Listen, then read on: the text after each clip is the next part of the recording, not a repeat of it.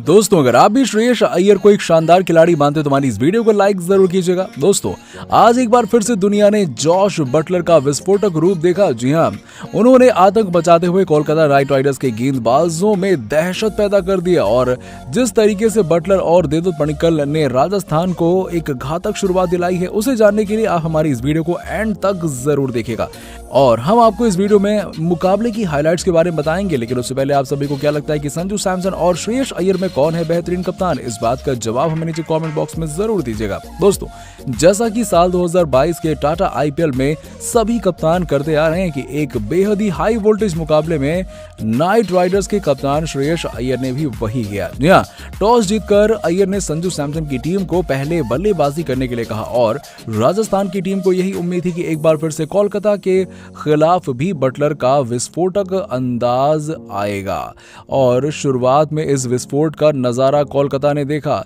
जी हां, जब Kolkata night Riders की तरफ से पहला ओवर इस साल के बेहतरीन लय में गेंदबाजी कर रहे उमेश यादव लेकर आए, तब उनकी पहली 3 गेंदों पर बटलर बेहद ही असहज दिखे, लेकिन जिस पर एक गेंद पर तो वो आउट होते होते बचे और उमेश यादव के इस ओवर में राजस्थान की टीम केवल 2 ही रन बना पाई और इस तरीके से उमेश यादव ने एक बार फिर से शानदार तरीके से अब एक और मुकाबले की शुरुआत की। पर दूसरे ओवर में गेंदबाजी करने के लिए आए कोलकाता नाइट राइडर्स के प्रमुख हथियार बन चुके शिवम मावी और उनकी तीसरी गेंद पर अटैक करते हुए देवदत्त पडिक्कल ने फरमान जारी कर दिया कि अब यहां से राजस्थान के गेंदबाजों की खैर नहीं और दूसरे ओवर में एक चौके सहित देवदत्त पडिक्कल और जॉश बटलर ने 9 रन बटोरे और यहां से शुरुआत अच्छी हो चुकी थी और वहीं एक विध्वंसक बल्लेबाजी की जा रही थी। जी हां, क्योंकि अगले ओवर में गेंदबाजी करने के लिए आए रफ्तार के सौदागर उमेश यादव की पहली गेंद पर बटलर ने शानदार चौका लगा दिया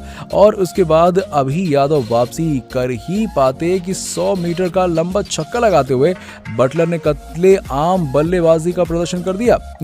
बटलर ने उमेश यादव के इस ओवर में 2 चौके और 1 छक्के समेत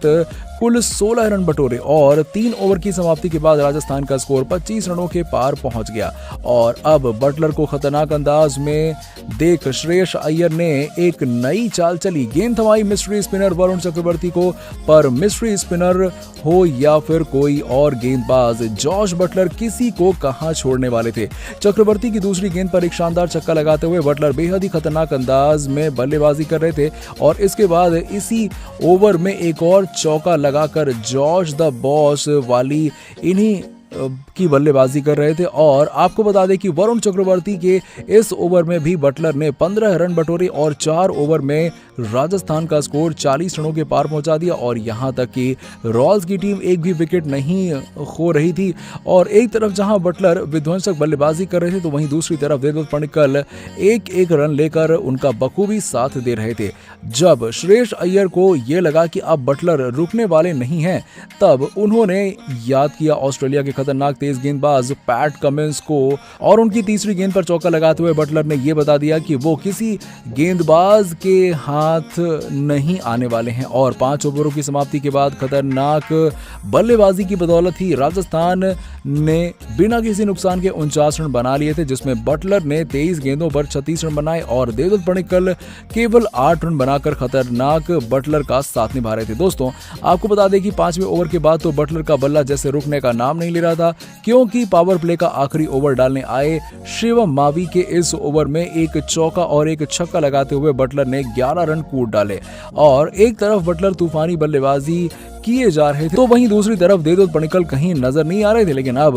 बारी थी इस युवा बल्लेबाज की और 7वें ओवर में गेंदबाजी करने के लिए आए पैट कमिंस की पहली ही गेंद पर शानदार चौका लगाते हुए देवदत्त पडिक्कल ने भी अपने इरादे जाहिर कर दिए और ये बता दिया कि वो भी इस मुकाबले में खेल रहे हैं और इसके बाद 7वें ओवर की 5वीं गेंद पर एक शानदार चौका लगाते हुए बटलर ने आज एक शतक के साथ इस टूर्नामेंट में अपनी तीसरी हाफ सेंचुरी पूरी कर ली और अभी भी वो नाइट राइडर्स के गेंदबाजों की पिटाई कर रहे हैं और मैदान पर जबरदस्त बल्लेबाजी कर रहे हैं और राजस्थान का स्कोर 9 ओवर के बाद में 90 रनों के पार पहुंचा दिया और जिसमें 39 गेंदों में 66 रन बनाकर बटलर क्रीज पर अभी भी मौजूद थे। तो वहीं देवदत्त पडिक्कल भी 18 रन बनाकर खेलते हुए दिखाई दिए, उनका बखूबी साथ निभा रहे हैं। तो दोस्तों, बटलर की आतिशी बल्लेबाजी को देखते हुए ऐसा लग रहा था कि आज वो एक और शतक जड़ने के इरादे से उतरे हैं। तो आपको क्या लगता है कि इस मुकाबले में कौन सी टीम जीतेगी? इस बात का जवाब हमें नीचे कमेंट बॉक्स में जरूर दीजिएगा और ऐसी ही खबरों के लिए सब्सक्राइब कीजिए हमारे यूट्यूब चैनल को।